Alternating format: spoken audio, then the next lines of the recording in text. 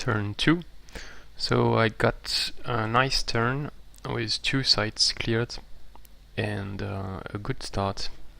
So first I cleared the Brigand Hideout, and I had the scout that I built on turn 1, as well as a cheetah I summoned thanks to Raise Militia, and I recruited a nice hero, a rogue, Vlad the Taunter, so he has Sabotage, Break Control, Taunt. Sabotage probably not useful, but Break Control is pretty nice to start with, and Taunt is, we will see, but can be quite useful in some situations. And so it's a rogue, so it means I will get Charm at level 7, Lesser Charm, and then I can get some very nice abilities at higher levels, like to make it a very, very strong fighter, like Total Awareness, and also I can get some nice stack buff, like Concealment, Urban Concealment, Forest Concealment, and also Scouting at level 13 to get +4 movement points, so it's a nice hero, I think. And so I went for this. I'm going to show the fight.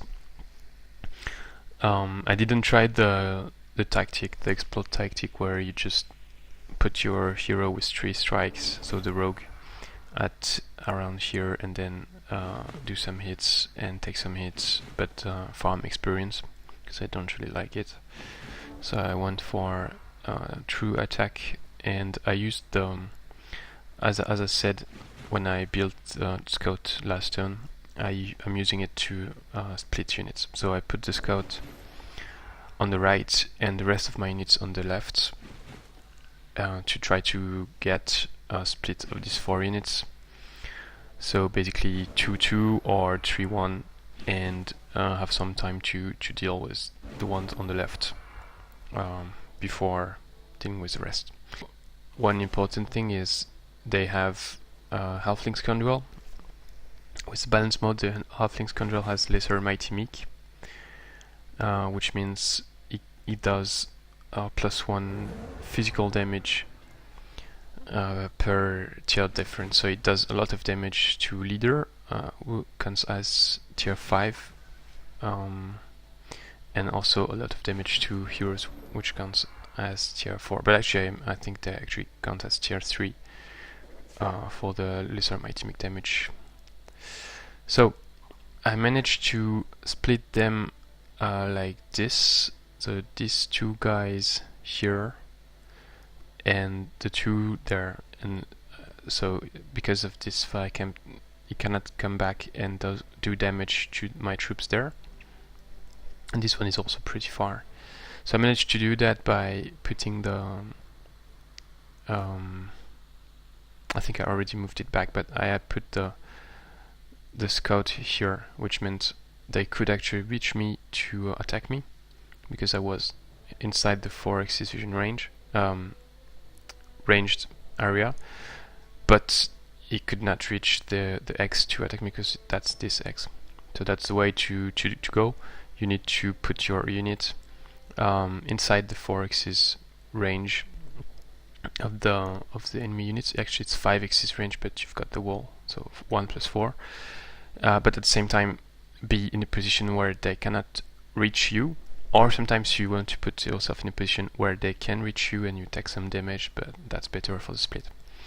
And then so I destroy one of the wall, and I consider that it's enough to then cross, and the rest of my units don't take down walls, they guard to reduce the damages. Then, so you've got another thing to take into account when you are dealing with scoundrels, is that they have sprint. So you want to finish them in 1 turn. Otherwise, even if you are in touch, engage with them, 1x adjacent to them, they will just sprint and then flank you, and that can be quite dangerous actually. So 1 is finish them in 1 turn, 2 is don't put injured units near them, because they might finish you off with backstab. So here I was looking for a way to kill the 3 scoundrels in one turn if possible. So first, this cheetah was quite far, so it was difficult to reach the rest of the operation, so I decided to destroy the wall to remove the the obstacle, the line of sight penalty for the taunter, and then because that was an Orc Scoundrel, so it's good with elemental damage, like the one from acid darts, because the orcs, they've got -1 resistance. Then the second one, I flank him with the Sun Spear and then send the cheetah, and because I could end up here if I move here and then use pounce, I would probably end up here, but I don't want that because one is that would mean my leader cannot reach the Dwarf Scoundrel to attack it because lack of movement points. I can only attack in these 2 axes, not this one. And 2 is I'm probably not going to finish the Scoundrel in one turn. So if I end up here, he can attack me with three melee strikes, and that's a bit dangerous. So I moved up to here, I think. No, here, and then I use pounce, and so I've got 50-50 chance, I think, to end up here on the left or there on the right. Then I first use melee strike with my leader, so that in case I do enough damage with the Chariot, he won't take retaliation, because my leader has fast healing as a hero or leader, so he can take more damage and then he will regen more during the end of strategic turn, whereas my Chariot does not have fast healing. So unfortunately the dwarf ended up with 2 health points, and so we will use sprint. Then I want my scout to get to trooper to get +1 vision range, so I need 10 experience points. So to enter the action and try to get some killing blow, I decided to go and destroy this wall. But then I knew, because the scout has 7 defense, whereas these guys have 10 and 11. So the AI, when it calculates which actions to do, it's 6 for the maximum damage output. So going for these units is going to do less damage because they've got higher resistance. So instead I knew it would probably move back and go for my scout, but I think it's okay because I can take some damage, I'm going to heal, and my scout is going to be used for splitting units, so it's not a big deal if it doesn't have that much HP. So then I used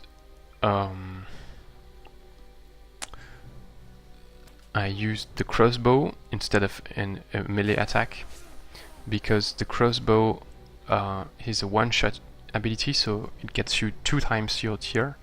So here it's 6 experience, whereas if I used a melee attack it would only be 1 time my tier, which is 3. So using the crossbow it's 6 and melee is 3, and then I get the killing blow with the scout. I was hoping it would be 2 strikes so that I would get 1 + 5 experience, but it's only 5 because I killed it in 1 blow. Then I was looking for a way to increase, to farm some experience with my hero. So I moved as far as I could and then engineered vision range, an obstacle, and I was 1 or 2 damage, but I did 2, so could not do another blow. So I got an item as a reward, and I got, so this +1 military is not extraordinary, but okay. And I got High Elf Swordsman, sorry, but he died unfortunately. So it's too dangerous for Tyrants because I've got -1 resistance, so I've got very high chances of getting stunned. And I didn't have a hero with nice elemental damage, but no, I do. I've got Fire and Blight, and this Wisp are have Blight weakness. But I still have to be cautious. And also I had this Longswordsman, and the elves, they've got +1 resistance, so he has quite high resistance for tier 1. And I was hoping that by guarding I would not get stunned. So what I did here, I took advantage of these obstacles here, and the Wisp could not, okay, I cannot display, but they could only reach up to here to teleport, and then by moving 1x before teleporting they could reach here, but because of the obstacle all the units here are safe. Actually in these 2 x's are safe. Then I put the Cheetah behind because it has only 9 resistance, whereas my leader will get 10 after guarding. And so I put the Swordsman here, and this guy could not reach there, so actually maybe it could, but I didn't move very carefully actually. So I put him here, so that he's out of range of the Tigran Apprentice. And I had this Cheetah on the right, so I didn't put the Scout on the right because he has quite low HP and he could not take an attack from a Wisp. So then I take advantage of that natural split I got and send the Cheetah on the right, out of range of the Wisp, so that the Apprentice has only one valid target. That's the Cheetah here, and so it's going to go on the right. And then I've got only 3 units to fight. I put the Rogue on the back and not my leader, because the Rogue is going to do ranged attacks. And my idea was to use the Trojan Spear to kill the Wisp, but unfortunately for me, I had 45% chance of being stunned, and I got stunned with the Chariot. And then I had 40% chance of being stunned with the Swordsman, and I got stunned. So now, how can I deal with the Apprentice and the 2 Wisp? I need to use ranged attack to kill the Wisp, otherwise I'm going to get stunned by the static shield, and I cannot really take the risk with my Scout, and not really with the Cheetah either. So I had to make a choice of killing one of the 2 Wisps, and I was thinking I still have 31 HP. I should be fine against this Wisp. I need just to hit it twice and he should die. So I decided to kill this Wisp instead, and send my leader, Cheetah and Scout to kill this human Apprentice, and still move away with this guy.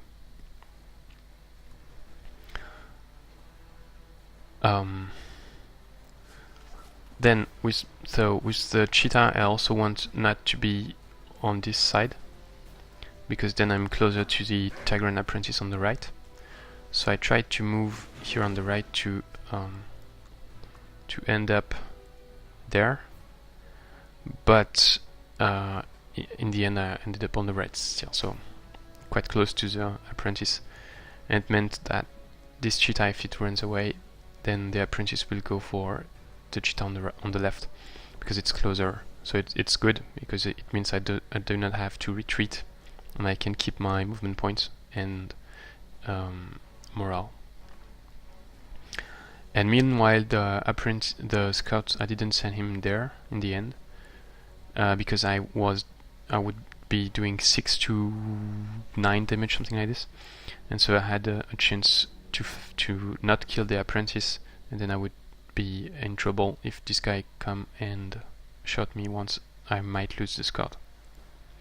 So I go out of range of the Wisp also, to be perfectly safe. But the thing I had not anticipated was that the Wisp would actually stun me again, this time with 50% chances,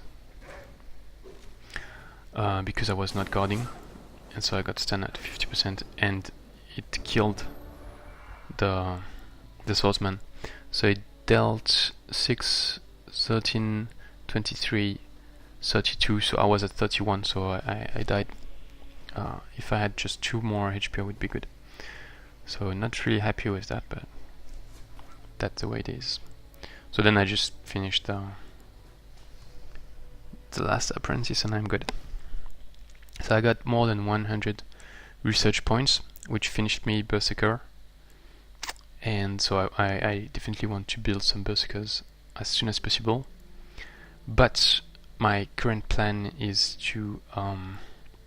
so I rushed the Builder's Hall. I'm going to explain that. My plan is to clear the gold mine here, get about 50 gold, and then build a builder and settle here as soon as possible to really benefit from more racial governance and more income and stuff, and then go for the Berserker.